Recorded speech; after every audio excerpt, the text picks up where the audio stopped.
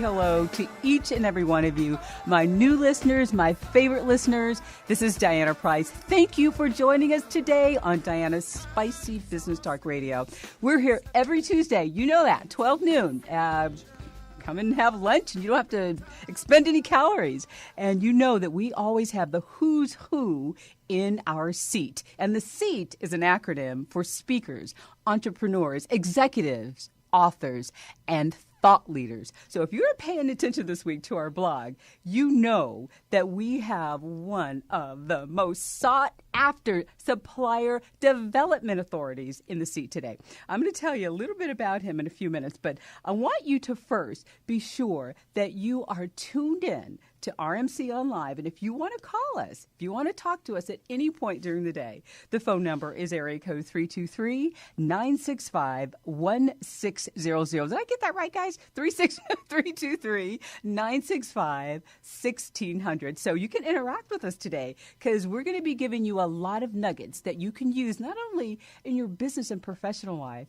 but your personal life. It's all for your personal development. That's what we do right here at Diana Price and Associates on Spicy Business Talk. So get your brains together. Always bring your brains to this show because you can't just sit around and, you always get something that you can use in your business. So today I have the pleasure of having a great friend with me today. When I say a great friend, he's a new friend. And that's what business is all about. It's about really, really getting to know people and participating and interacting and building relationships because we're going to talk about, I have so many notes today. I don't want to forget anything.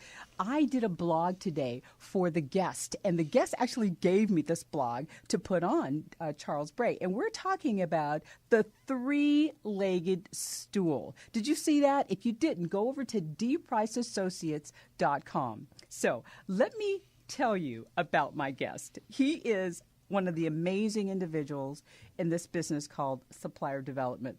He's the president of Sullivan International. He has a BS degree in electrical engineering from Purdue. He's a brilliant guy. Brilliant. He has an MBA from Harvard Business School, finance, an emphasis in finance. Duh. When you see him, you're going to go, oh, he's kind of handsome. He's smart too. He's really smart. He's active in the community. Now, he's a Zeta Rho Foundation mentor. Did I say that right? Zeta Rho Foundation. Zeta Rho Foundation mentor. Mentoring urban youth. Mentoring urban youth. This guy is on it. What a role model. What a real role model. I'm having fun with his bio, but he is one of the type of people that we need, not only in our community, but in all of our organizations. All of us entrepreneurs could really learn something from him.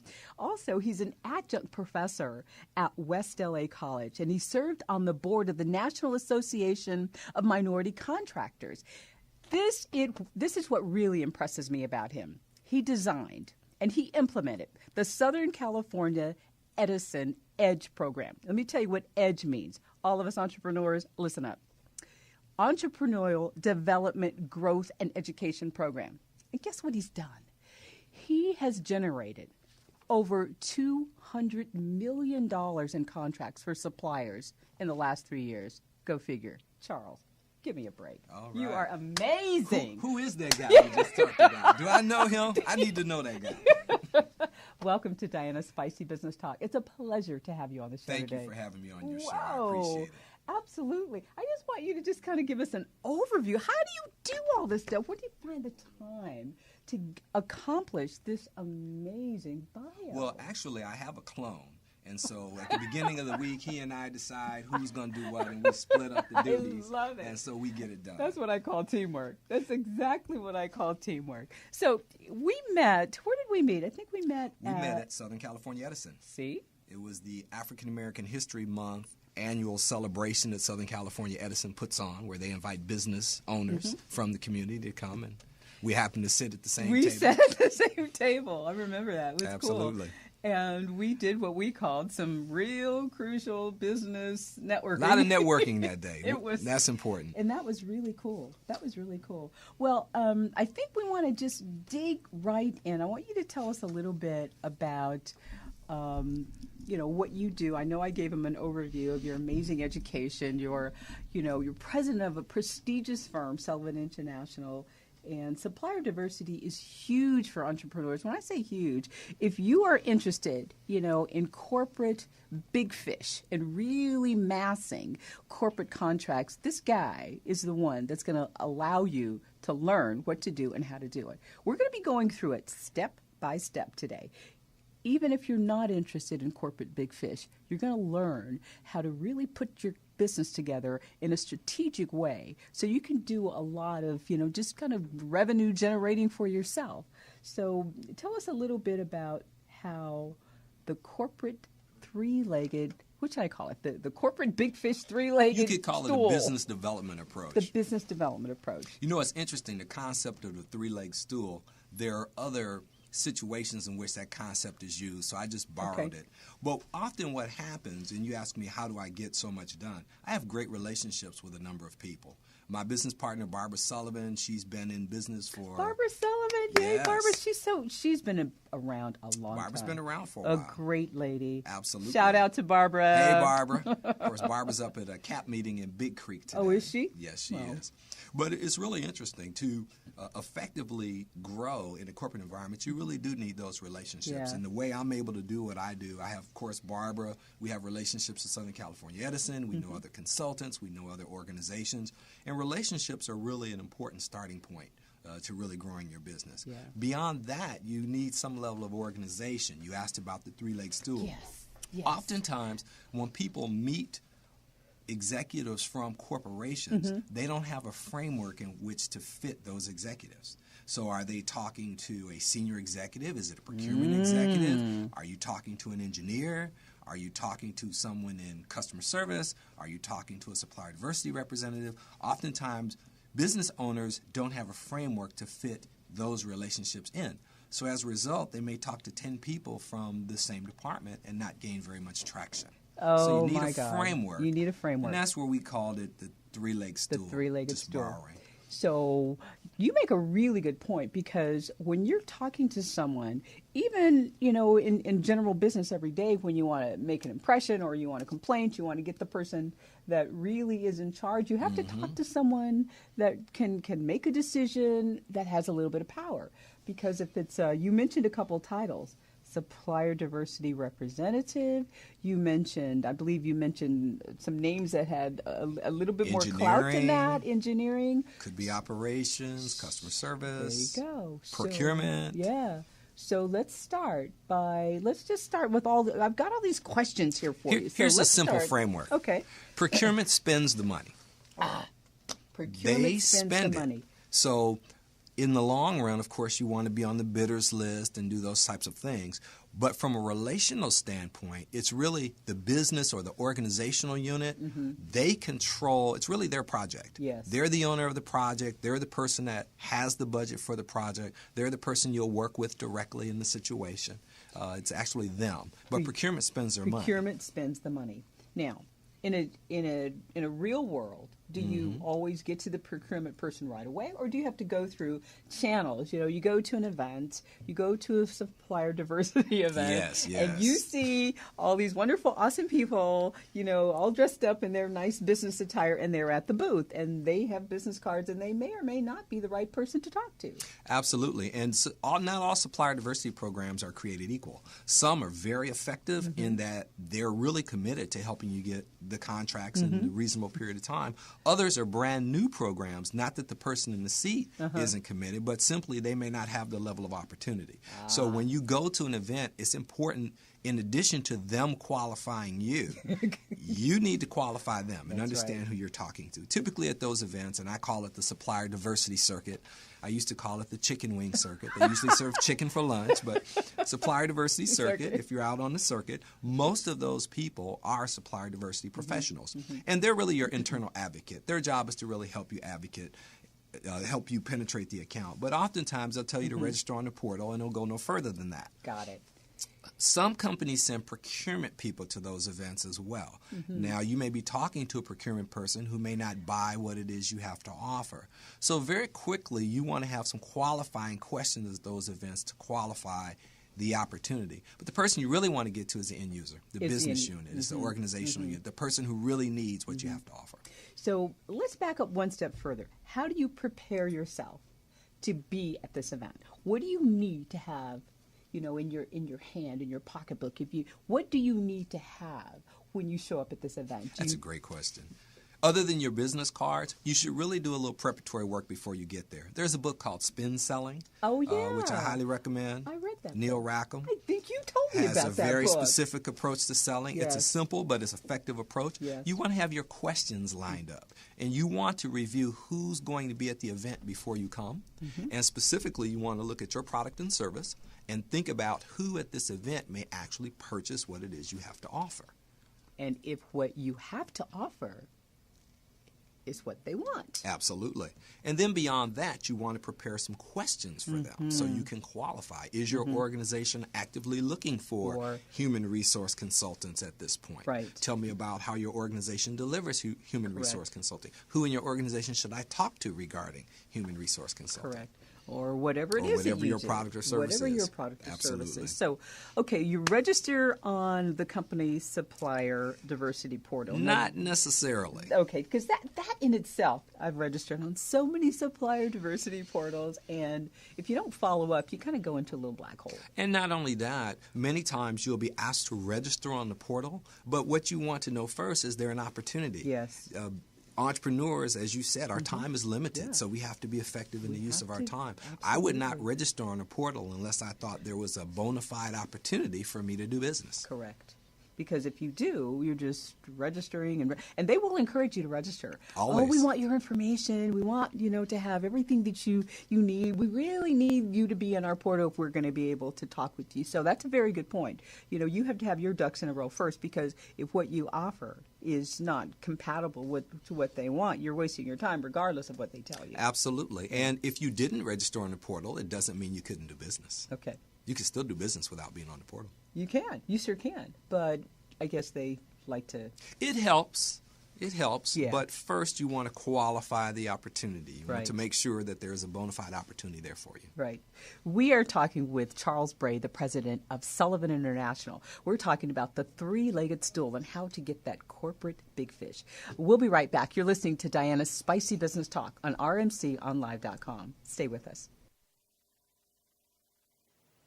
Hi, this is Diana Price, CEO of Diana Price and Associates and host of Diana's Spicy Business Talk Radio. We're here every Tuesday at 12 noon on rmconlive.com. That's Pacific Standard Time.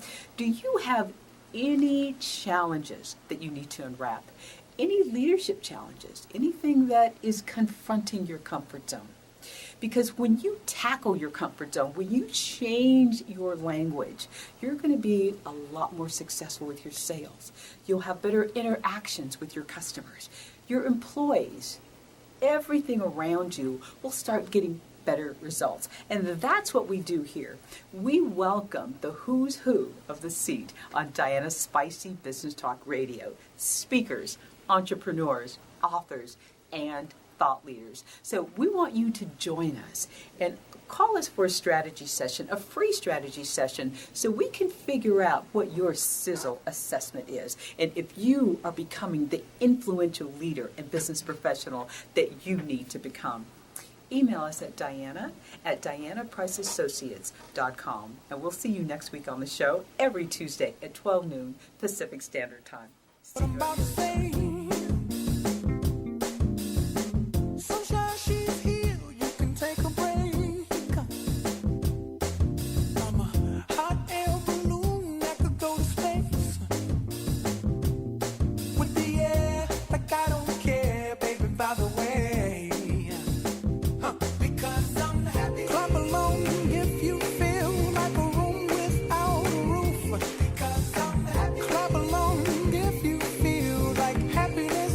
Welcome back. This is Diana Price, and you're listening to Diana's Spicy Business Talk Radio, where we have today the president of Sullivan International, Charles Bray, and we're talking about the three-legged stool, how you capture the corporate big fish. Charles, let's recap. What's the three-legged stool? What are all three legs? Let's get that. We'll recap that, and I must say I like that song, "Happy." And if you get the big fish, you'll be happy, right? Happy. You'll be singing the song, right? You'll be happy, yes, okay? Yes. So the three pieces are supplier diversity, procurement, and the end user. Those are the three legs. Supplier diversity, procurement, and the end user. And the end user. Supplier diversity is your advocate. Procurement buys. The end user is your ultimate customer. One more time. Supplier diversity is the advocate. That's your advocate. Procurement purchases. They give you the money. They give you the contract. Negotiate terms and conditions with you. But your end user, that's your ultimate customer. The person, the people that are actually going to use your product and service. service. And really, that's who you want to get to. And many small businesses don't get to the end user, which is why they don't sustain themselves in large accounts. The end user is the goal. That's the huge goal. Absolutely. So, with the three-legged stool, how is an entrepreneur, a small business, a large business? I mean, you know, we see large businesses going after supplier diversity contracts. Go figure. So how are you going to get your value proposition together so you can compete with all these other big fish that are going after the big fish? That's a great question. Large is a relative term. Yes. In the auto industry, for example, a $200 million supplier is very small. That's a small supplier in the auto industry. Fish. Absolutely. An auto industry direct supplier may be an $18 billion a year company. So it depends on which pond you're in, first of all. But usually what we'll call small businesses, the key is a niche. Most of the time you need a niche, something that you can uniquely deliver as well, if not better, than anyone else. I like that. That's the key. It's a niche. And your relationships with your end users are really important. And that's how you gain access to know what they really need. Yeah. So when you're providing value, it's like you are the most unique. You might be doing it differently, better than anybody else in that marketplace. And the size is relative at that point. Absolutely. Being a diverse supplier helps, but it's not a unique value proposition. You need to have a service you can deliver in terms of your pricing. If you're a construction firm, your pricing needs to be aggressive. If you're a professional services firm, you need some unique attributes to the service you offer.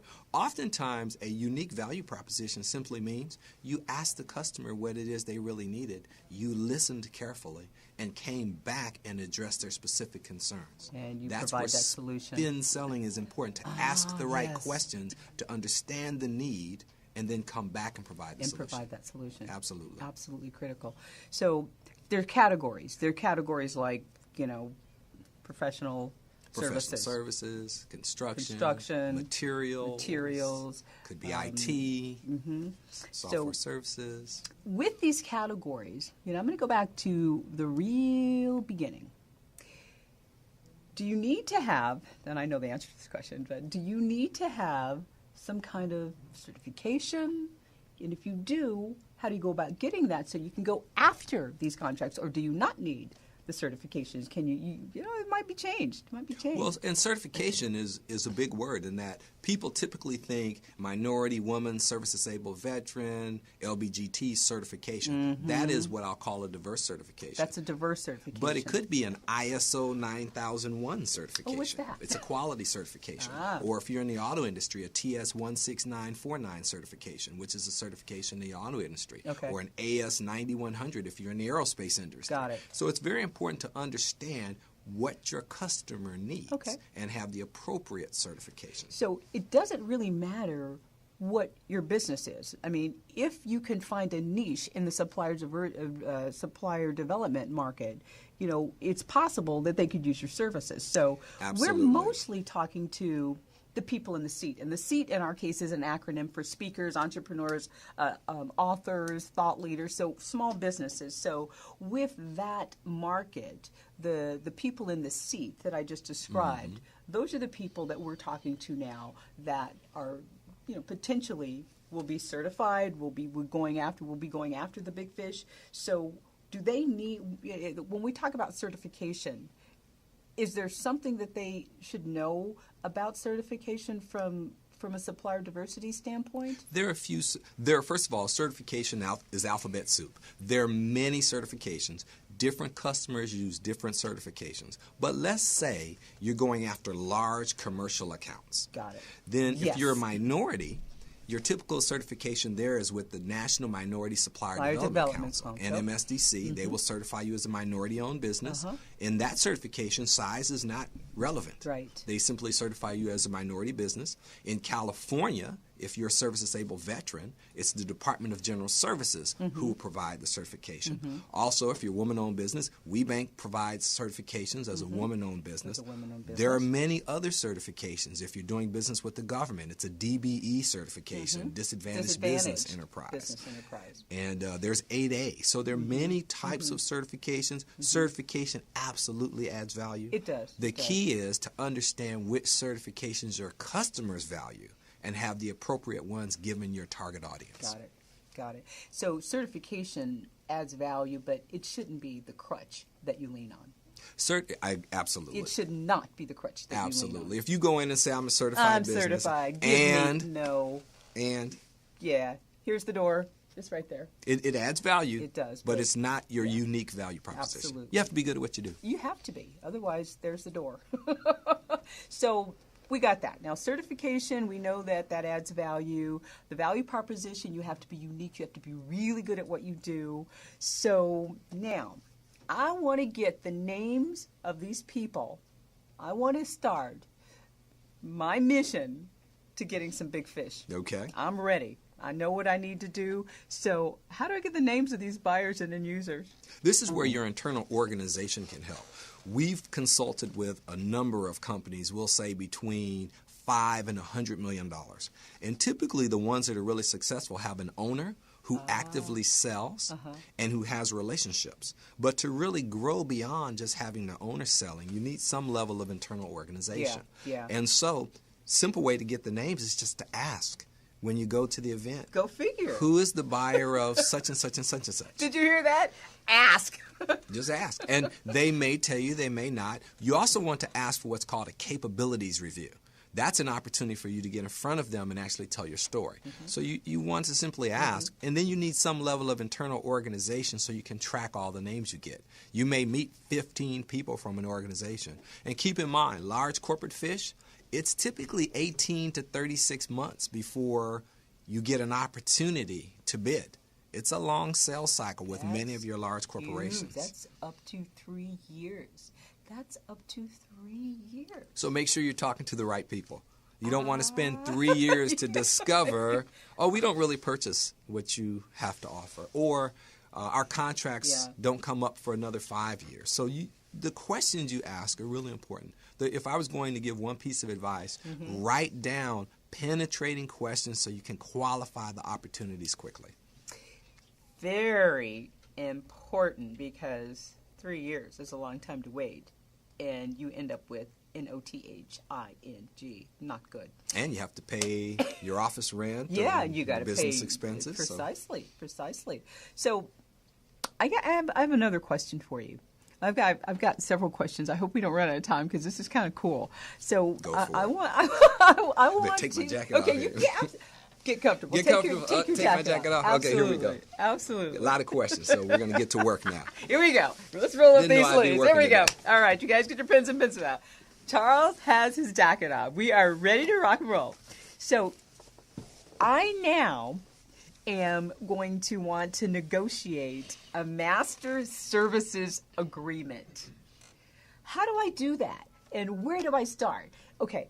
And before I want you to answer that, I want you to tell our viewers about what we call a capability statement. He said you need to get in front of them with the capability statement assessment. So let's talk about what's on that capability statement and why it's important to have a capability statement when you go to meet some of these users. Absolutely. Most organizations have a one-page, what they call a line card or a statement of capabilities. It's usually one page, talks about your products or services, contact information, who your customers were, what your certifications are, etc. Right. And that's a piece that you can give out and leave behind. It's kind of bragging on yourself. Absolutely. But when I talk about capabilities review, this is an opportunity to get in front of procurement or an end user within an organization. And you do want to ask for that. So when you ask for that, are you asking for a separate meeting with them Absolutely. at their site? Absolutely. So you're asking to make an appointment for a capabilities You want a review. sit-down conversation. You want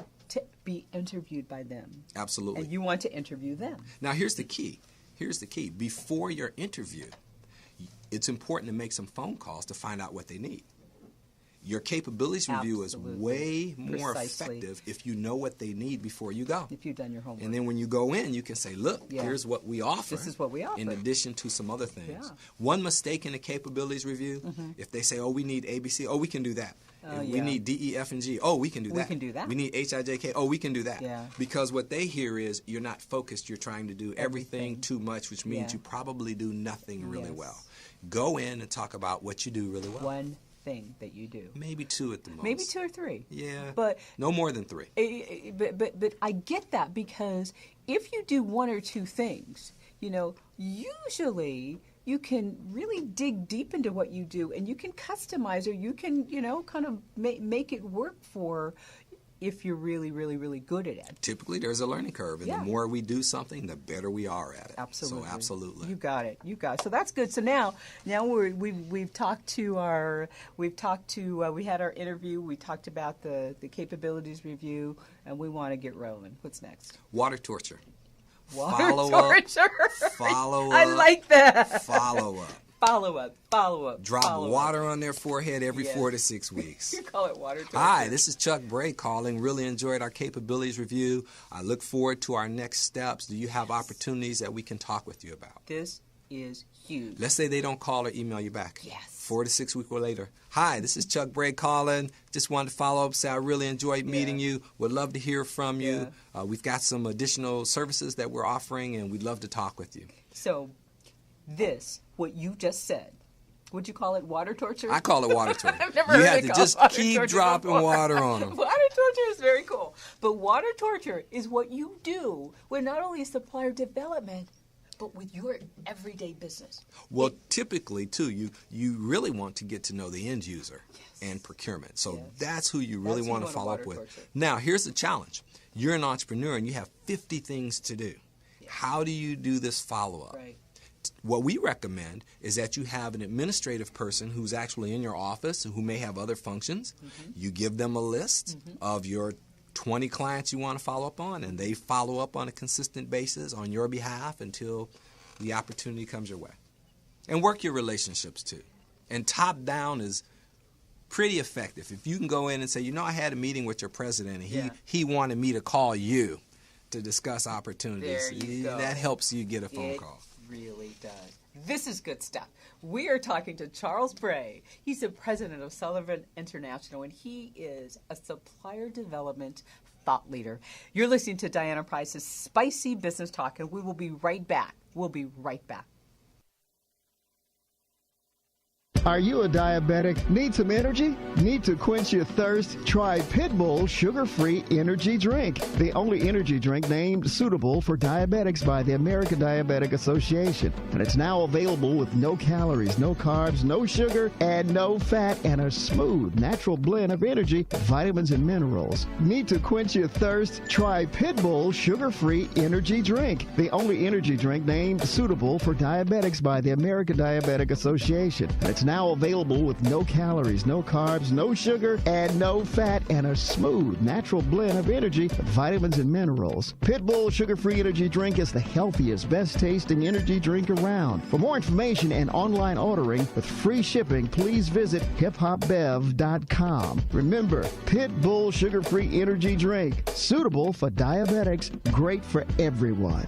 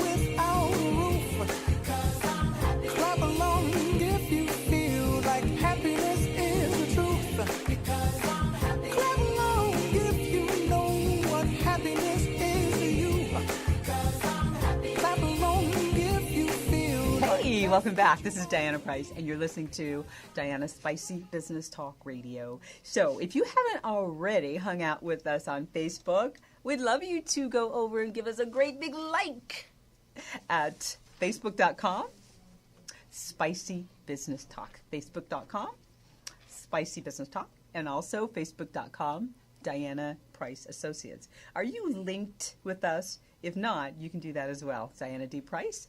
That's LinkedIn. We want to really bring you value because that's what we do. We create opportunities, business opportunities, and we allow you to really sizzle your message. We show you how to make your message a lot more effective and thereby yield a lot better results in your business. So let's continue our conversation about the three-legged stool, how to get corporate big fish. We're having a great conversation with Charles Bray, the president of Sullivan International. Welcome back, Charles. Thank you. I appreciate being here. Yeah, before the break we were talking about, people that need to have someone to help them follow up, to have an administrator, and I heard in the back of my mind some of our entrepreneurs and small businesses saying, I'm not going to pay for that. I got to do that myself. So what's your advice to people that say you can't do it all as an entrepreneur? That's true. If you're going to, I'm going to let you answer that. What should we tell folks that say, I can't afford to have someone help me? Well, what we encourage people to do is first take a look at your business. Yes. Usually, depending on whatever type of business you have, there is an opportunity to have a level of billing for an administrative person. Mm-hmm. There is some task or work that they can do that is actually directly billable to your customer. Obviously, we typically bill our customers more than we pay the people who work for us, and that creates a delta. True. Now, there are two different things you could do with that extra profit margin. You could put it in other areas of your business, but what we recommend, give that administrative person, if they're the right person, that's a big if, some extra time and use that time to have them help you with sales administration.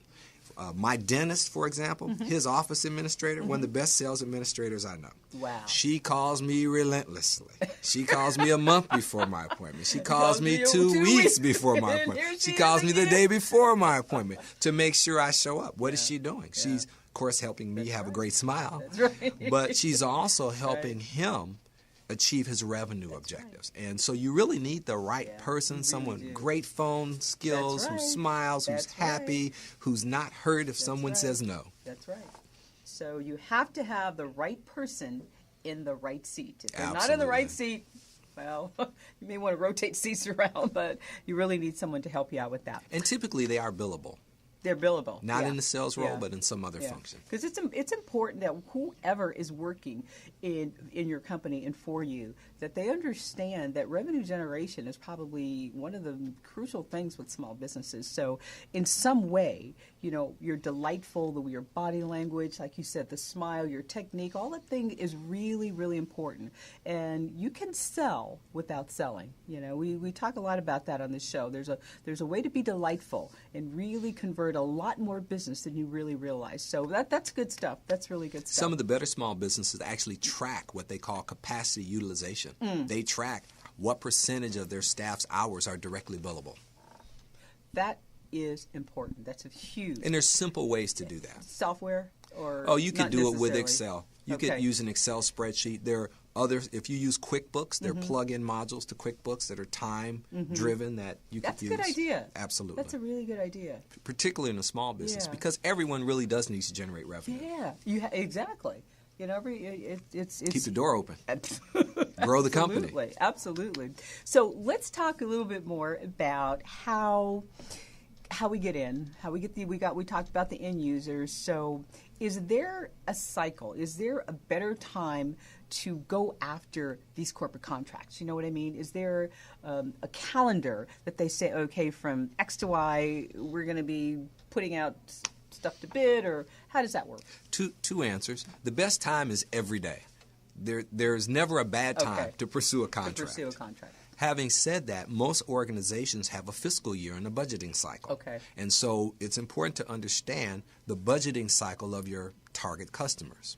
Interestingly enough, though, if you call at a high enough level, typically at a higher level, they have some discretionary budget. And there's never a bad time to call, because if it's something that they really need, $100,000, couple $100,000, they can come up with that. Absolutely. So let's talk. I'm gonna turn the tides a little bit. What's a typical contract for Sullivan International? Typical contract for us. Contract. What would you do for a supplier? How would you go through your process, and what would the kind of dollar amount be? Well, interestingly enough, typically we call on the corporations in that they have supplier development programs. We design and implement those programs. I'll just tell you, probably our largest contract for supplier development has been in excess of $500,000 for us to actually implement and design and develop a program. Great. We have some contracts that are as small as $25,000 to do something very similar. So we tailor the approach to meet the needs of the individual. We recently started something new that we're offering to suppliers, and that's the opportunity to help them do business development. We discovered in interviewing about 50 really successful companies, most don't have strong internal sales processes. The follow-up isn't always there. You have an owner, though, who has great relationships, excellent at what they do, well-known, who sells. But to grow beyond the owner, you have to begin to put in a sales infrastructure. I bet if we took phone calls from entrepreneurs, they would tell us many stories of going out and hiring salespeople only to find 9, 12, 15 months in, the salesperson hasn't bought any sales in, and they didn't know how to value them. So what we do, we recommend the sales administrative process first. We have a very cost-effective way to do that. Once you put the process in place, now you can manage the sales team effectively. And the process is way cheaper than the sales rep. What's the process? Part of the process is that sales administrator.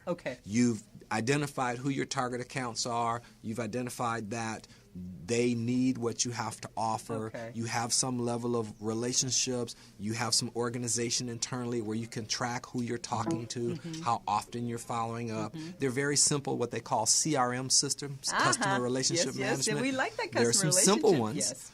Some of them are too complicated, but there's some very simple ones you can use to track opportunity. And when you have salespeople, you have your sales administrator track your salespeople. Here's one more tip with salespeople. Never let them take anything off their sales forecast without your approval. How could they do that? How would they take a sale off of their forecast? Well, let's say you've got a new sales rep and they bring you this incredible sales report. We've got $10 million in potential opportunities. Well, what happens? In potential opportunities. They drop some off and they add some more. So as a result, they always have $10 to $20 million in the pipeline, which looks really great, but nothing ever closes. So it goes on and on and on. So by requiring them to keep those opportunities on the sales forecast, when you meet with them, ask them very specific questions. It will help you determine, are they just rolling opportunities so they have a big number that looks good, or are they actively working these toward a close? It's very important. And almost every business owner I've talked to has hired salespeople where it didn't work because they weren't tracking the salesperson closely enough. Yeah. What kind of systems do you use to? Well, there's a lot of systems. We won't get into. There are a systems number to track. of them, There's but way too many. get one that's simple that works for your because organization. They're simple. They're inexpensive systems out there. We can go through that. A couple $1,000. You can implement it. Absolutely. So good. So now here we're talking about what you guys have done. As an example, you've been doing supplier diversity. You've started. We know that it could be up to 3 years. So with Sullivan, and you kind of just setting the pace for what we do and how we do the three-legged, going after the big fish. What kind of tips would you give? Small business entrepreneurs that are just say maybe they've got their feet a little bit wet. And they know about supplier diversity, they know what to do, but they haven't had any success. So now they've listened to all this great stuff you've given us today, and they're about to say, I'm going to do this again. So what are the top 5 tips that you would say for them to really be more effective? Top 5 tips. Okay, I'm going to 3. sweat here. Let's see. No, I think I can come up with a few. Ironically, the first thing I'd say is size matters. Size matters. It really does. Tell us about that. Well, first of all, you need to think about your target clients and how much they actually spend. Your target clients, how much they spend in Absolutely. relationship to how large you are? Absolutely. Size For example, matters. if you're under $3 million, it'd be very difficult for you to sell directly into the auto industry. Got it. Very difficult. You'd probably be what they call a subcontractor or a tier 2 supplier. So you're not going to be a prime contractor. I won't say it's impossible, but I'd say it's very difficult. Okay. And most of your larger organizations, they're actually consolidating their procurement and their supply chain. And so they're going to have fewer larger suppliers. So sometimes it's not the direct organization. It's their suppliers who you'd like to do business with. Yeah, and believe me, there's some pretty good stuff there. There's some pretty good opportunities. Well, with, we're aware with of a subcontractors. subcontractor just got a $20 million opportunity as a Very good. subcontractor to another organization. So Would you like a $20 million contract Yeah. as a sub? We'll take that's that. a nice contract. I'll take it. I'll take that. Absolutely. That's a good contract. Absolutely. So subcontractor. Tip number 1, So size matters. Tip number 2, qualify opportunities well. Qualify opportunities well. How do you do that? You have to ask the right questions. Ask the right questions. You've got to know what you do. Do they have a need for what you offer? What type of suppliers? Is there an incumbent? Who's providing these services currently? And there usually is. Absolutely. What are the business challenges that your client or target audience is having in that particular area? How will you dump that? That's another whole show. How are you going to dump the incumbent? How are you going to upseat an incumbent? Well, oftentimes you simply ask, tell me the challenges, and people will tell you the challenges that they're having with the incumbent. And if they say, well, that's none of your business, they don't say it like that, but do they ever say that? Well, usually you don't say, tell me the challenges you're having with the incumbent. What you say, tell me the business opportunities and challenges that you're working on currently. Okay. And allow them to tell you. And some people are very close to the vest, and others will spill it all. Yeah. So the key is to talk to enough people to create a picture within that account. Okay. So let's recap. Number 1. Oh, we're gonna recap in a minute. We're gonna finish our 5 tips that you can now just go after this corporate big fish and just get right past that three-legged stool. This is Diana Price, and you're listening to Diana's Spicy Business Talk Radio. So we'll be right back. Hi, my name's Eli Davidson, and I've been on the Today Show, CNN, and Dr. Phil, and it is just a joy to be on Diana's Spicy Talk Radio. Frankly, This is the only show like this that I do because Diana is such a great host. Now, the reason I do it is because I get great audio and great video, and you will too. So my name's Eli Davidson, and if you're a speaker, author, expert, or thought leader, what I do is I teach you how to make multiple six figures with your expertise. So we just talked about somebody on the show that's already made $36,000 from working with me. And what's really key is what Diana does and what I do help you as a speaker and author. She helps you get out there and get known, and I help you make money. So Eli Davidson, and that's ELIDAVIDSON.com. Sunshine, she's here. You can take a break. I'm a hot air balloon that could go to space. With the air, like I don't care, baby, by the way. Because I'm happy. Clap along if you feel like a room without a roof. Because I'm happy. Clap along if you feel like happiness is the truth. Because I'm happy. Clap along. All right, we're back. Here we go. We're just having so much fun. We're having so much fun. We're hoping you're having fun with us today and learning. This is Diana. You're listening to Diana's Spicy Business Talk Radio.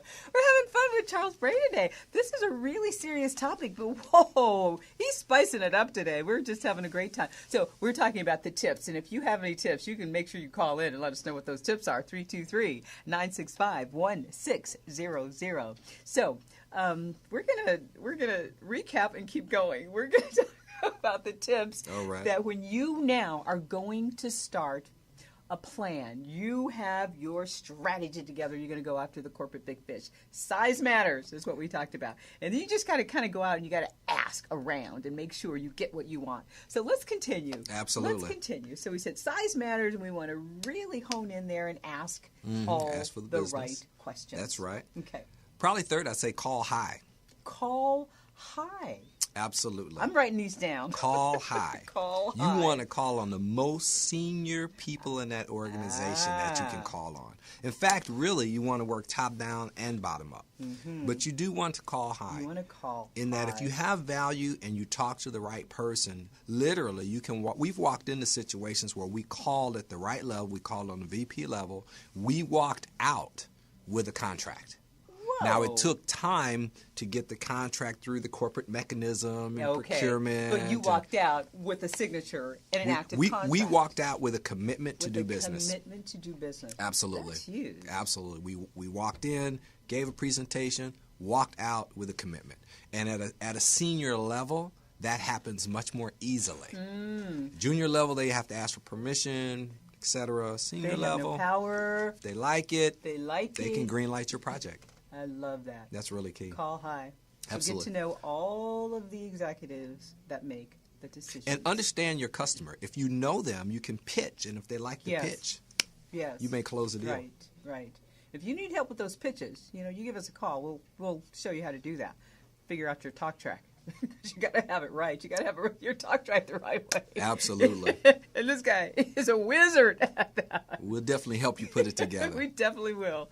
Number 3, call high. Got that? Got it? Okay. Number 4, we already gave you, but I'll repeat it. Water torture. Follow up.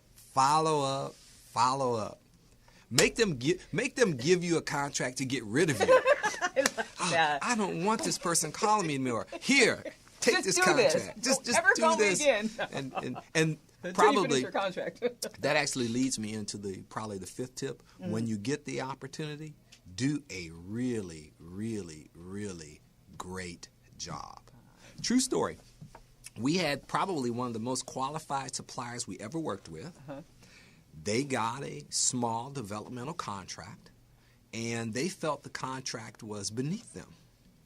They did? And it was a small, piddly contract relative to what they could do. Well, why did they go for it? Hello? Well, they wanted a much larger contract. And they were given? They wanted a contract probably 50 times the size of the one they got.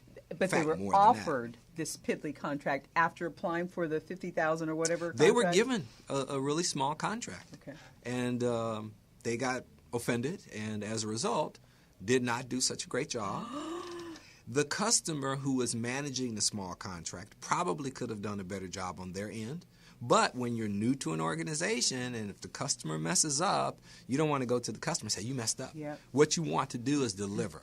Because unfortunately, that organization, to my knowledge, didn't get any other opportunities. And I know other companies, other suppliers that offer that exact same service who now have multi-million-dollar contracts as a result of them doing a really great job. So if you get a small developmental contract, whatever it is, do a really great job. Do a really good job. Absolutely. Because typically it's a foot in the door. And sometimes organizations at the end of the year, they haven't spent their budget and they start looking around for things to do, and they know you, they know you can do a great job. They know you can deliver. You may just get a contract. You may just get a contract. Yeah, we want contracts. Absolutely. That's why we're here. And technical assistance is great, and we all need it and smile and accept it. Absolutely. It's awesome. But as all entrepreneurs know, Yeah. it's about the contract. It's about the contract.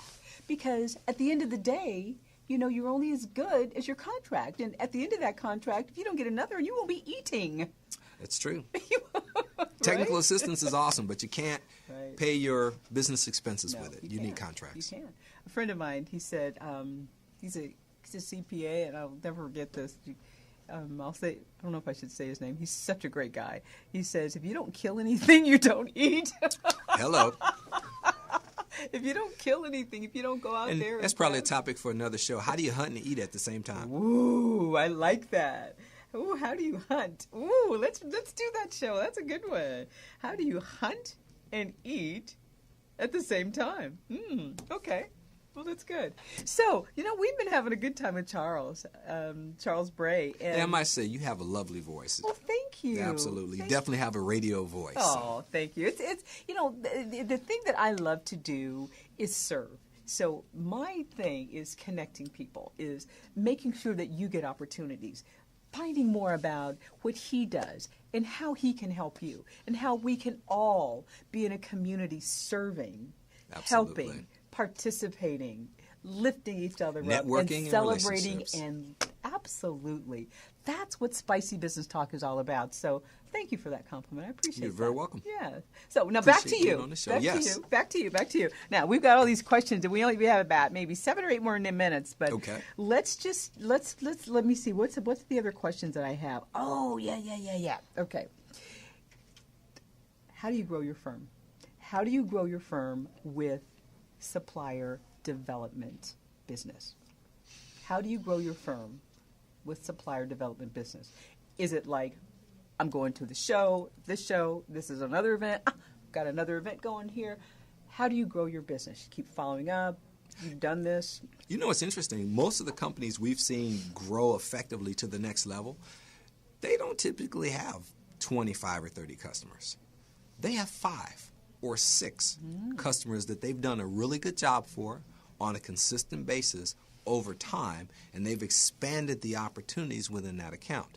Any marketing text that you read talks about how much more cost-effective it is to maintain an existing customer Yes. and grow an existing customer I talk about that all. than You it hit the is nail to right go on the head. acquire a new customer. Absolutely. So it's important to attempt to offer additional services within your capabilities, within a current customer account, and to grow your opportunity base.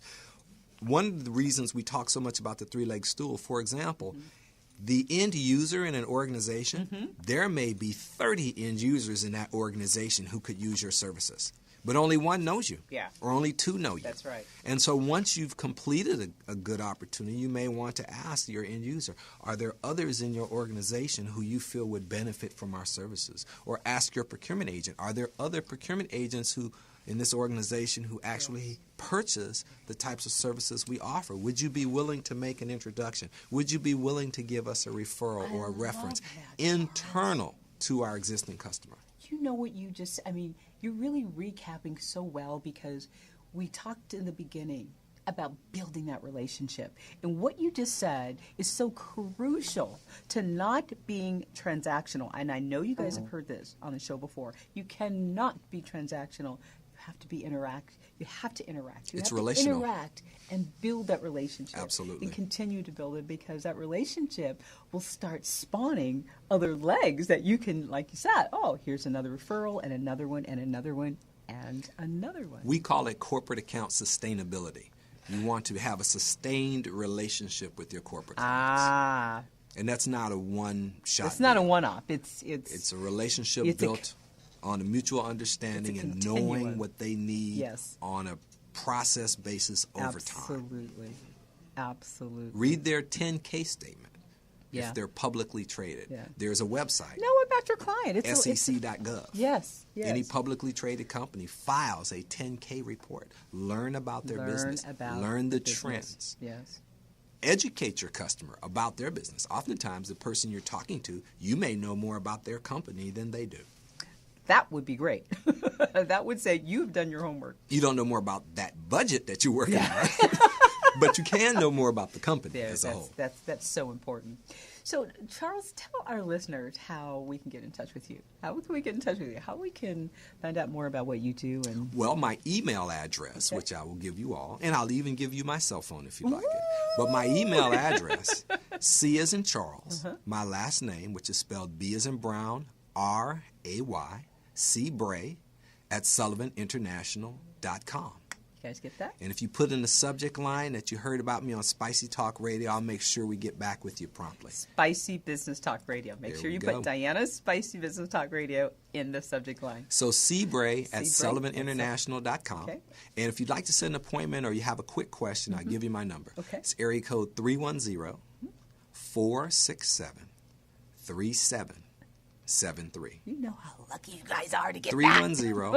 310-467-3773. Awesome. Now, when you call me, if you call, I've got two words for you. Brief and powerful. Tell me what you need. Get to the point. I'll help you out, give you some quick referrals. That's great. Website? Website is SullivanInternational.com. Okay. SullivanInternational.com. SullivanInternational.com. But email is a good way to reach me. Okay. Absolutely. Well, we want to thank you, Charles, for taking the time to be an amazing guest in the seat. Well, thank you very much. The who's who of supplier I development. need to hire you to do my PR. That's great. You're my new PR person. That's what it's all about. We are participating in networking here. There we go. And the whole idea, and tell him, Charles, what we do, we create these conversations. We create conversations about things you need to think about, things that maybe you've just been too comfortable in your comfort zone. We want to put a fire under you. We want you to understand that you have a talent, you have a skill, you have something that the world needs, that the planet needs. And if you just sit in your comfort zone and you do nothing about it, oh well. And it might be that sometimes you are in a position in corporate America and you really need to be more entrepreneurial. Is that the right word? That is the word. Entrepreneurial in that position. Absolutely. And a lot of things that Charles has talked about today relate to not only supplier development, but it relates to you and your business and how you show up in the world, how you show up as in your culture, how you show up in any and everything you do. And trust me, for you suppliers out there, these things work. We've worked with suppliers that have actually done this and leveraged it and turned it into multi-million-dollar contracts. These techniques are absolutely effective. Yes. They absolutely work. We've seen it over and over. And it's so important that we internalize it and we make it work for us. So I want to leave you with our website, DianaPrice.com.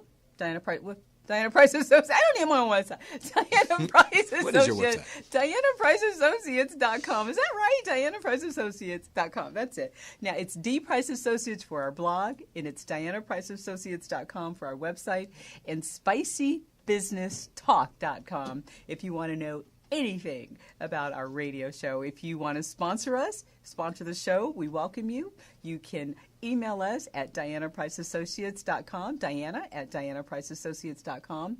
If you would like to be a guest on our show, and if you are the best in the seat, if you are the best in your field, speakers, authors, executives, entrepreneurs, thought leaders, if you're the best in your field, let us know. Send us a bio and a headshot, and we'll be more than happy to talk with you and share your message, your powerful message with the world. We thank you for being here. We hope you tell all your friends about us because we love supplying you with all this valuable content that you saw today from my amazing guest and my good friend and my great friend. And guess what? How did we meet again, Charles? We met at an Edison event. We met at an Edison. We're Networking. There you go. Talking about supplier development. We'll show you how to do it. Thank you so much for joining us today. Give us a call. Give us a call. Give him a call. Give him a call. And if you have any questions, isn't he handsome? He's handsome and he's smart. And he knows how to make it happen. I feel special now. What was it, $500 million you made? Oh, my God, I can't remember. Thank you for joining us today. This is Diana Price, and you're listening to Diana's Spicy Business Talk Radio. We'll see you next Tuesday on rmconlive.com. Thank you, RMC. We love you, RMC. And thank you, Pitbull, for being our sponsor. Have a great week. I wanna house people.